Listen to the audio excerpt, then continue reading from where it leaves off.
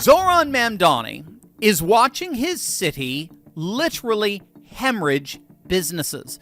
And the latest in the refugee camp is Goldman Sachs. Now, if you don't know, Goldman Sachs has launched an internal initiative called Project Voyage or Project Voyage. I don't know which one I like better, but it's an internal program ordering. That's the key. It's requiring, it is mandating managers, vice presidents, managing directors, and in some cases partners to get out of New York City, to leave Manhattan altogether and relocate to either Dallas, Texas, or Salt Lake City, Utah, with a very clear message attached to the relocation order. Move or find another job. Okay, this is mandated. The new multi-million-dollar Goldman campus going up on North Field Street in Dallas, it's not a satellite office. It's a two-building, 800,000 square foot, 5,000 employee campus scheduled for completion in 2027. Dallas gave them $18 million in city incentives to make it happen. Texas gave them 0 state income tax.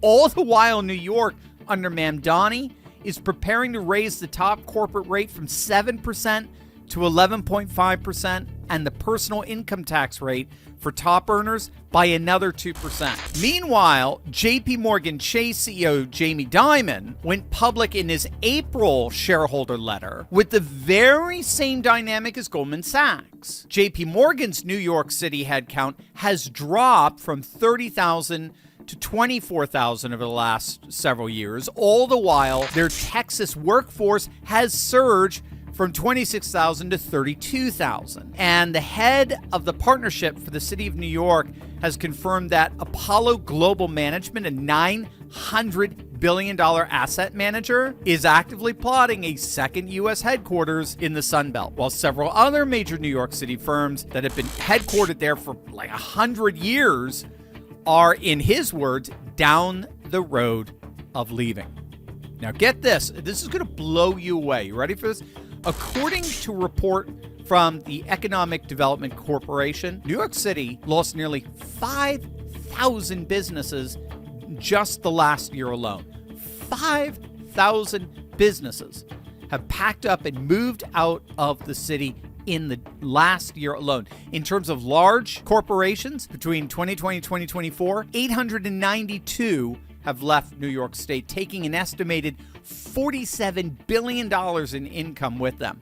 Florida alone picked up 341 of those companies. Texas added 187. This is a massive economic realignment that's happening. And New York, for the 5th consecutive year, you want to talk realignment, for their 5th consecutive year, New York ranks dead last, 50th out of 50 states in the Tax Foundation's State Tax Competitiveness Index. Dead last. And that's even before Mamdani's insane tax increases pass. The city's broke. He's had to admit that. He's slowly but surely admitting that he's not even going to come close to fulfilling a tenth of his promises. Less than 1% of New York City's tax filers pay roughly 37% of the city's entire income tax revenue. I mean, let that hit. Less than 1% are funding more than a third of the ledger. I mean, that's a disaster in the making right there.